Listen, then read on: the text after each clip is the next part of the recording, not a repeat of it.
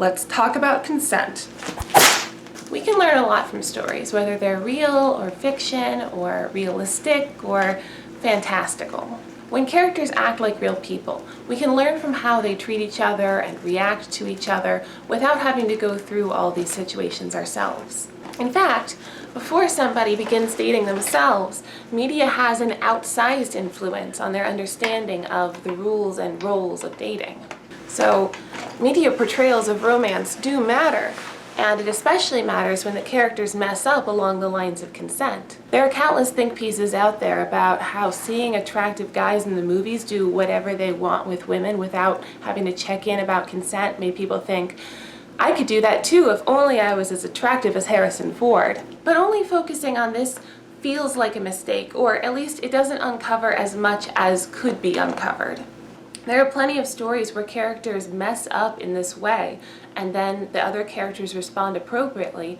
They grow as a person, they change, they get better, and the two characters end up having a lasting presence in, or at least impact on, each other's lives.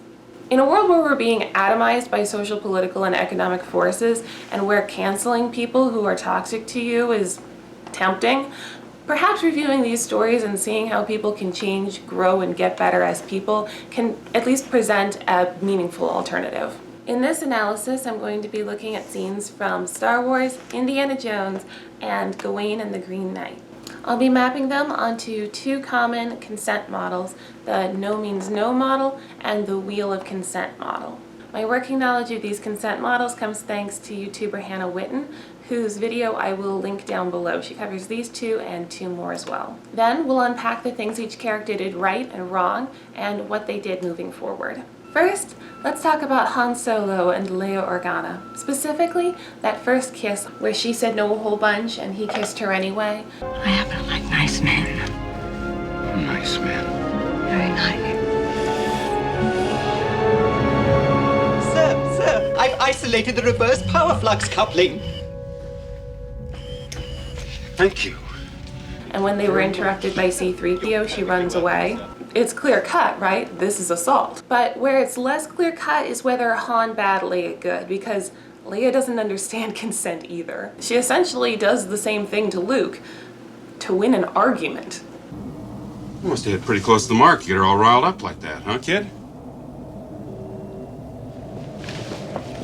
Well, I guess you don't know everything about women yet.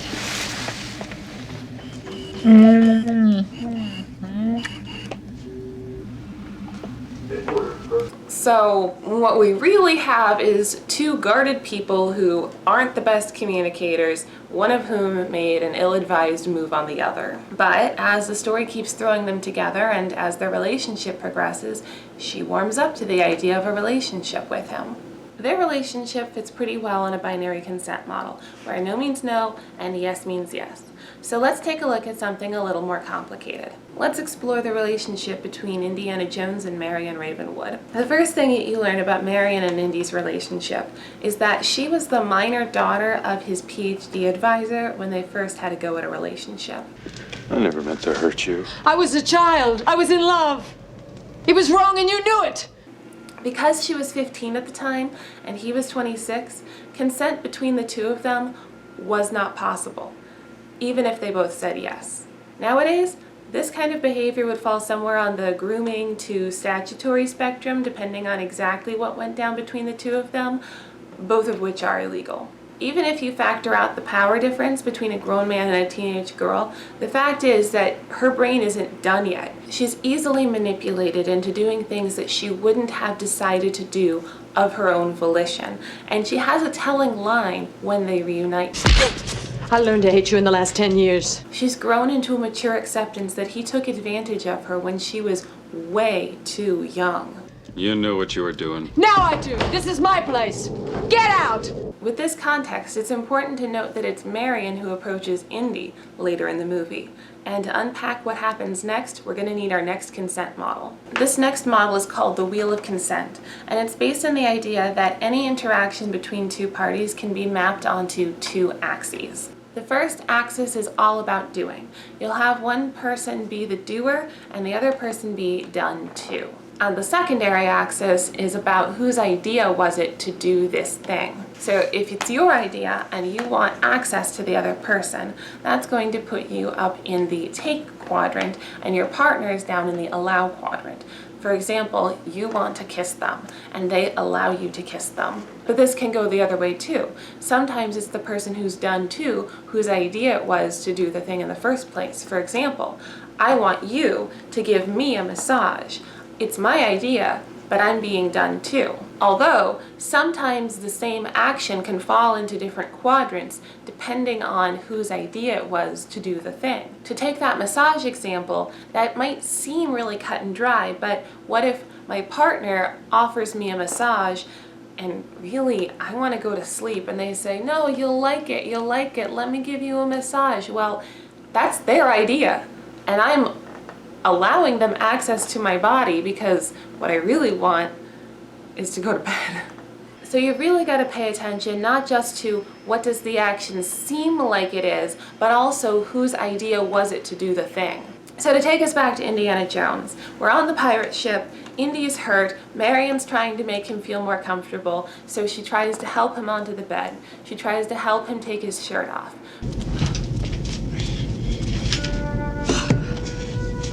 Wait, I don't need any help. You do. Not the man I knew 10 years ago. It's not the years, honey. It's the mileage.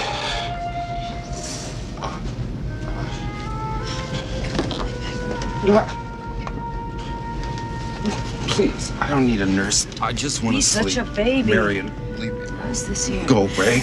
Yes. Hurts. Ow. But remember, this is all Marion's idea, not Indy's. She might want to help him, but ultimately it's her idea. In fact, he tells her to stop because being in a lot of pain, he's not really in a position to allow her to do whatever she wants. But they shift positions around the wheel of consent when she asks, Well, goddammit, Indy, where doesn't it hurt? and he tells her. Here.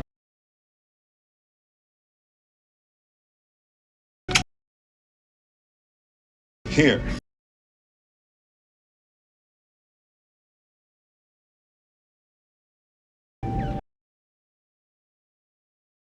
This is too bad.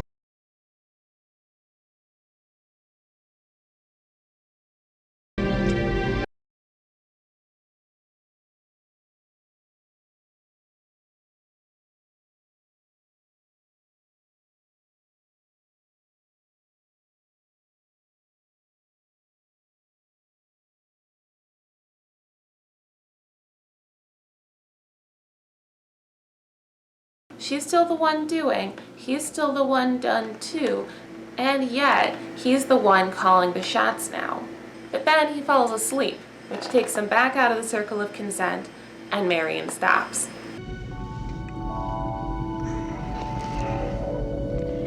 Jones. Jones? We never seem to get a break, do we? Their relationship, as rocky as it was in the beginning, improved so much between their two attempts at starting a relationship.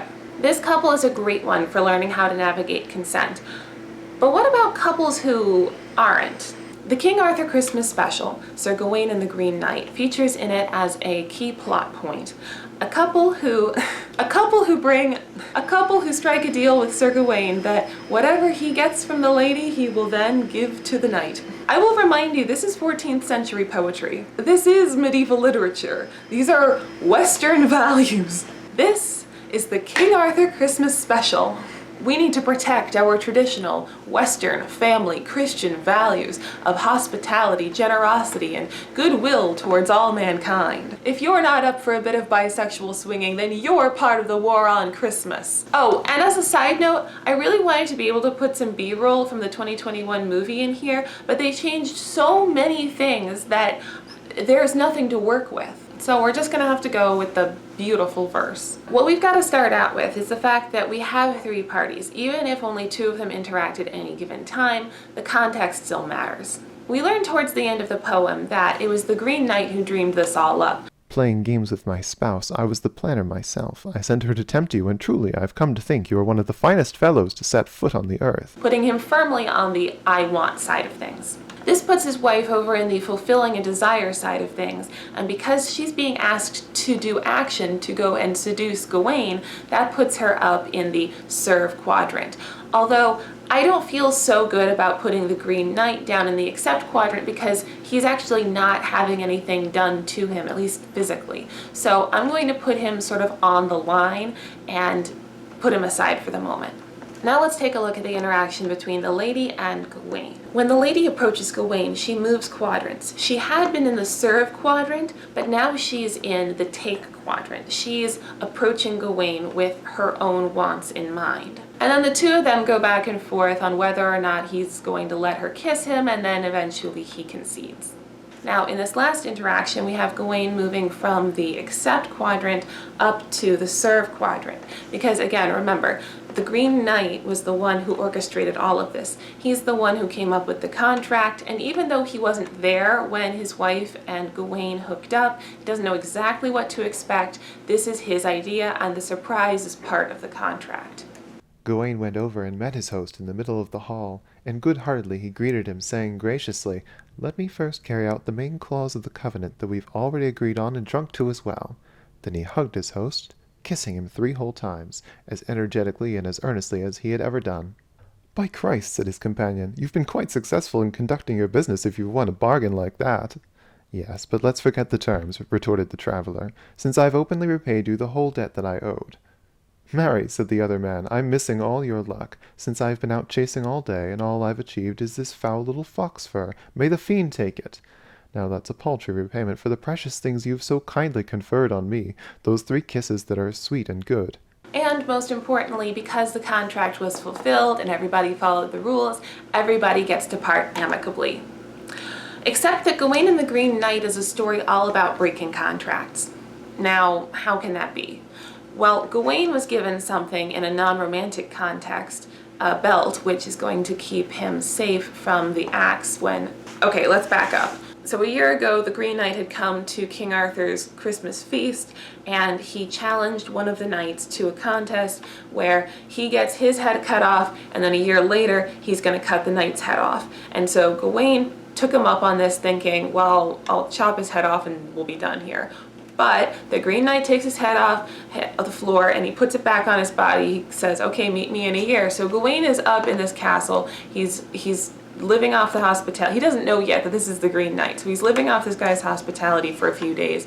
The Green Knight is testing him. He shows up at the Green Chapel and he's wearing this belt that's going to keep him from having his head cut off. So he didn't turn over the belt as a matter of personal safety, and so he broke the contract. He did not give to the Green Knight everything that he got from the wife. But he's caught out. The Green Knight knows that he has this belt, and he confronts Gawain over this. "But you failed at my 3rd testing, and therefore took my tap." "It's all because of my beautiful girdle you're bearing, which my own wife formed. I know this for a fact, for I'm conscious of your kisses and other conduct. Playing games with my spouse, I was the planner myself. I sent her to tempt you, and truly, I've come to think you are one of the finest fellows to set foot on the earth. A pearl is more precious than any simple white pea, is our Sir Gawain, by God, next to other gallants. But you have a small flaw, my friend. You lack some faithfulness. It didn't arise for an artful object or amorous fling. No, you just loved your life, and I blame you the less for it." And he's ashamed. As a knight, as a person whose honor matters to him more than his life itself, he's ashamed. He broke his word, and that's not what a chivalrous person would do, right? In fact, in the end, the Green Knight gives him the belt, and Gawain says, "But may God repay you for your girdle," said Sir Gawain. "I'll wear it with good will, not for its genuine gold, or the silk in its sewing, or the pendants at its side, not for its wealth, or worthiness, or elegant weaving, but as a sign of my excess I shall survey it often, whenever I ride with renown, rehearsing to myself the frailties and faults of this fickle flesh, how it eagerly embraces every taint of corruption. And so whenever pride propels me towards prowess in arms, one look at this love token will make my heart feel lowly." in other words, the Gawain poet says, consent is sexy. And there we have 3 very different relationships, each one mapped onto a different consent model with the acknowledgement that these relationships grow and change in time. You know, sometimes people ask me, why do I complicate things that frankly don't need to be complicated? I've also been criticized for needing an explanation, and why can't enough be enough for you? And fair enough. When it comes to personal identities, I don't think it's a good idea to challenge somebody and say, well, why do you identify as that? You know, it's both good and respectful to take people at their word for however they identify. But sometimes I can't help myself. I want to know how and why people view the world the way they do. And that's how I ended up researching consent models and then mapping those models onto media that I like. If you want to join me for similar projects in the future, make sure you click the subscribe button down below. And if you really enjoy my content, I have a Ko-fi linked in the description. Thanks for watching.